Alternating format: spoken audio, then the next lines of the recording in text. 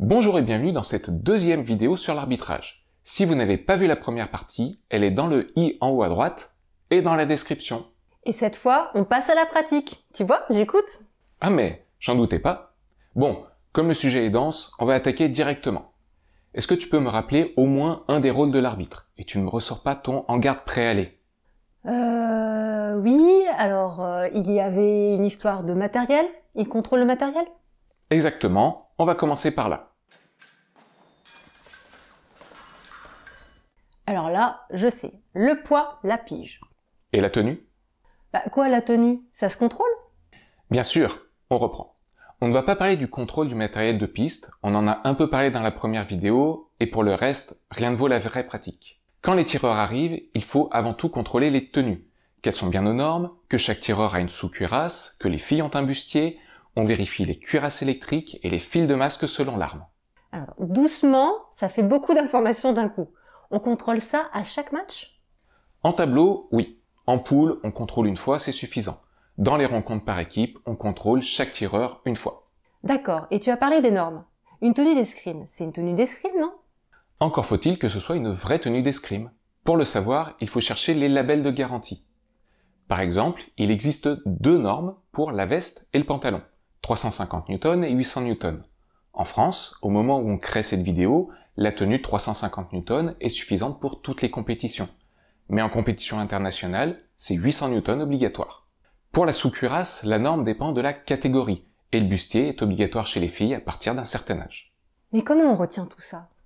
On se prépare quand on sait qu'on arbitre une catégorie particulière. Au pire, on demande au DT avant de commencer.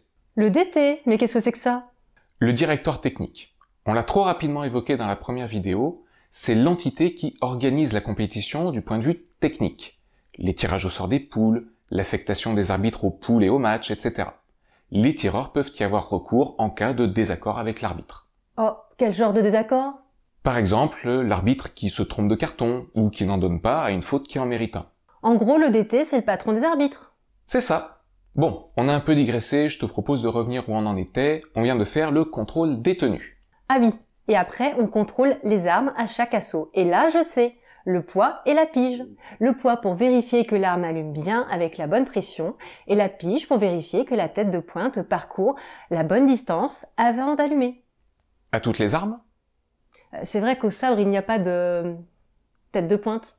Alors, j'imagine que non? Ce qu'on vérifie dépend de l'arme. Poids et pige, c'est pour l'épée. Au fleuret, on vérifie le poids et l'isolation de la lame. Au sabre et au fleuret, on teste les cuirasses électriques. Mais il y a d'autres éléments à vérifier et on ne va pas faire toute la litanie, alors juste quelques exemples. Les dispositifs de sécurité, l'isolation des coquilles, ça c'est à l'épée, et la présence des deux vis de la tête de pointe, là encore à l'épée. Et s'il y a un problème, on fait quoi? Normalement, c'est un carton jaune pour matériel ou tenue non conforme. En pratique, ça peut dépendre de la compétition ou de la catégorie. Bref, avant le début des épreuves, on demande les consignes DT. On n'a pas forcément envie de donner un carton jaune à un M9 parce qu'il n'a pas d'arme de rechange en bout de piste. Pour cette vidéo, on va se limiter au geste de l'épée. Mis à part les coups doubles, c'est commun aux trois armes. Surtout, on ne va pas évoquer les gestes qui expliquent la phrase d'arme. Les gestes sont avant tout pour le public et les coachs. Les escrimeurs ne les voient pas. Au pré-aller, ils ont autre chose à faire que regarder l'arbitre. À l'inverse, le public et les coachs n'entendent pas la voix de l'arbitre. Chaque geste doit être clair, expressif et avoir une bonne durée, 1 à 2 secondes. Les gestes asymétriques doivent désigner un tireur. Les gestes asymétriques qui désignent un tireur. Tu peux donner un exemple parce que là, je me rends pas bien compte. Toucher, point, carton jaune.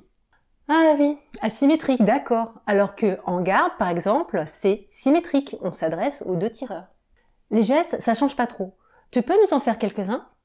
Pas de problème. On met à côté les illustrations du règlement.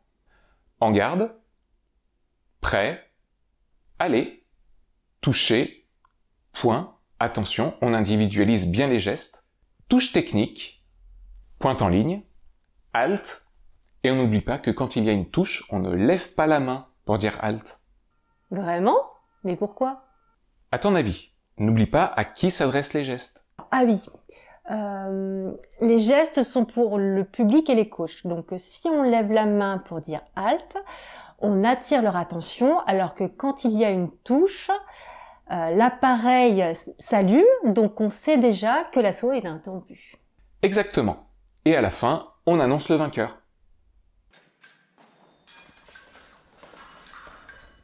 Les escrimeurs entendent la voix. C'est donc essentiel de parler fort et intelligiblement. C'est sûr, je me souviens même au JO avoir vu des tireurs demander à l'arbitre de parler plus fort. Ils ont le droit d'ailleurs. Bien sûr, de manière générale, il n'y a aucun problème pour parler avec l'arbitre et lui faire des demandes du moment que l'escrimeur le fait courtoisement. C'est le terme employé par le règlement. Pour ce que tu as vu au JO, c'était sûrement du fleuret ou du sabre. Pour ces armes, le préaller est essentiel. Dans un gymnase bruyant, ce n'est pas inhabituel de demander à l'arbitre de parler plus fort, voire de monter le volume de l'appareil. Gestes et voix doivent être coordonnés. La voix est pour les tireurs. Et les gestes pour le public et les coachs. C'est bon, c'est rentré. Dernier point sur la voix, prêt, c'est une vraie question. On regarde les tireurs pour voir s'ils sont effectivement prêts. L'arbitre doit se faire respecter. Mais pour ça, il doit avant tout être respectable. Il faut donc avoir une tenue adéquate. Une tenue, tu veux dire les vêtements? Mais c'est genre costume-cravate ou tailleur obligatoire? Obligatoire, non. Quoique, à partir du niveau arbitre national, si, c'est obligatoire. Il faut être soigné. On doit reconnaître que je suis arbitre.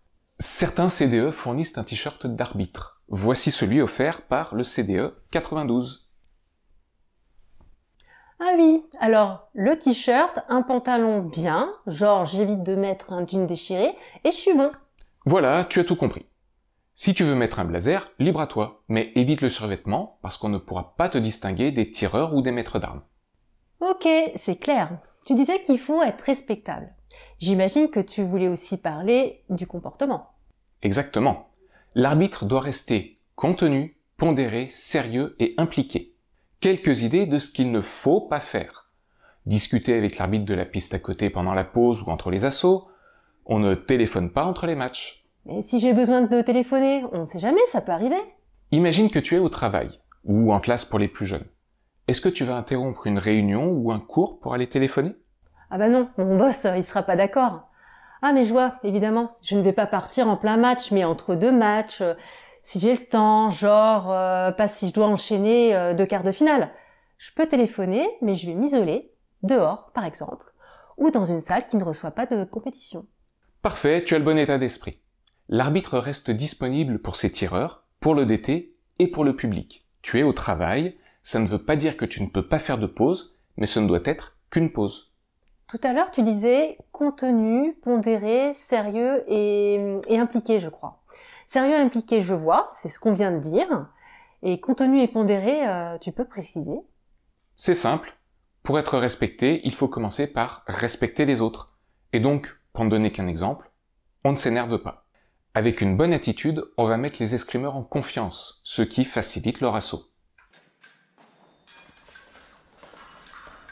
Les décisions doivent être claires et rendues sans hésitation. On en revient toujours à la confiance, il faut être sûr de soi. On peut prendre quelques secondes pour visualiser l'action et prendre sa décision, mais dès que la décision est prise, c'est clair et définitif. Et si je ne suis pas sûre de moi? Pas sûre de qui a la priorité ou d'une touche à terre? Tu dois prendre une décision. Ça ne veut pas dire que tu ne vas jamais te tromper, mais ça fait partie du jeu.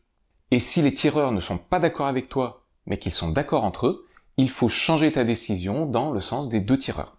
N'oublie pas qu'on peut avoir des assesseurs et qu'on peut en demander au DT dans certaines situations. Et dans les grandes compétitions, il y a la vidéo. Mais pas dans la majorité des compétitions. La vache, faut être au taquet. Ah, mais c'est ce que tu disais dans la première vidéo. Il faut pratiquer pour rester au niveau. Voilà. Et on a le droit de ne pas être sûr, voire de se tromper, mais il faut rester constant dans ses décisions. On juge deux actions identiques de la même façon. Et si jamais un des tireurs demande l'intervention du DT, on ne change pas sa version. Deux actions identiques? Je vois pas bien. Une touche à terre. Soit je la vois à terre, soit je la vois qui touche. Tu prends un mauvais exemple. Pense à une flèche qui touche pendant le dépassement. Est-ce que le tireur avait dépassé ou pas tout à fait? C'est ce pas tout à fait qu'il faut arbitrer de façon constante. Et aux armes conventionnelles, tu peux décider de donner la priorité au tireur qui avance ou au tireur qui a le bras allongé. Les deux types d'arbitrage existent, il faut toujours appliquer le même pour que les tireurs ne soient pas perdus et qu'ils puissent adapter leur jeu. Ah ouais, on adapte son jeu à l'arbitrage. Bien sûr, jouer avec les limites de l'arbitre, ça fait partie du match. On reparle de la flèche bousculante ? Ah non, merci. Je crois qu'on va s'arrêter là pour cette fois. Tu nous fais un petit récapitulatif ? Pas facile, on est allé très vite et on est loin d'avoir tout évoqué. Cette vidéo est déjà une synthèse sélective, ça va être difficile de faire une synthèse de la synthèse. Quelques points importants quand même. L'arbitre doit être facilement identifiable et il reste au service de la compétition. Tireur, directeur technique, coach, public. L'arbitrage passe par la voix pour les tireurs et par les gestes pour le public. C'est pour ça qu'il faut être clair dans ses annonces et dans sa gestuelle.